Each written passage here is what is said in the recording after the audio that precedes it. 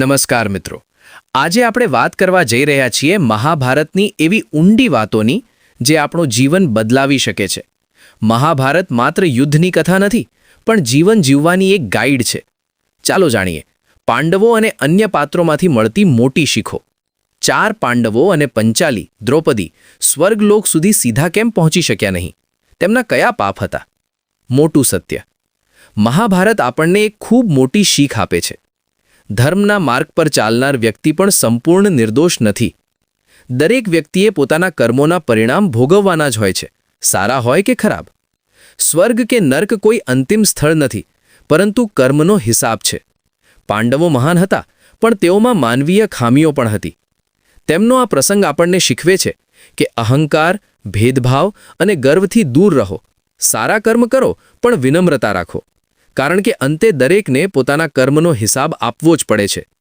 ચાલો જાણીએ પાંડવો અને અન્ય પાત્રોમાંથી મળતી મોટી શીખો. સહદેવ ખૂબ જ જ્ઞાનવાન હતો, પણ તેને પોતાના જ્ઞાનનો અહંકાર હતો. તેને લાગતું હતું કે દુનિયામાં તેના જેટલું જાણનાર કોઈ નથી. શીખ: જ્ઞાન સાથે અહંકાર આવે તો તે જ્ઞાન પાપ બની જાય છે. નકુલ પોતાની સુંદરતા પર ગર્વ કરતો હતો. તેને લાગતું હતું કે તે સૌથી સુંદર છે. શીખ: બાહ્ય સૌંદર્ય થોડા સમય માટે છે, પણ અહંકાર માણસને અંદરથી ખાલી બનાવી દે છે. અર્જુનને પોતાના તીરંદાજી પર ગર્વ હતો. તેને લાગતું હતું કે કોઈ તેને હરાવી નહીં શકે, પણ યુદ્ધમાં ઘણી વખત તેણે પડકારો મળ્યા. શીખ: પ્રતિભા હોય તો પણ વિનમ્રતા રાખવી જરૂરી છે. ભીમને પોતાની શક્તિ પર ગર્વ હતો. તે પોતાના બળ પર વધારે વિશ્વાસ રાખતો હતો.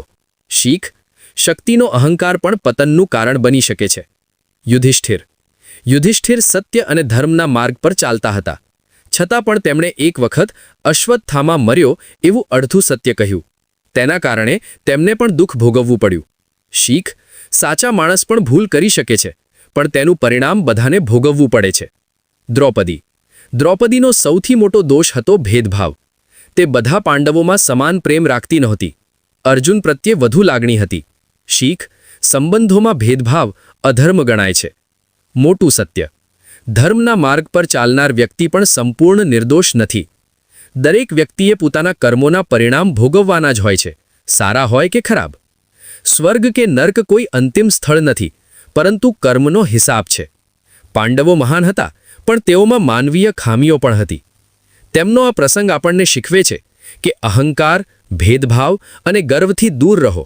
સારા કર્મ કરો, પણ વિનમ્રતા રાખો, કારણ કે અંતે દરેકને પોતાના કર્મનો હિસાબ આપવો જ પડે છે.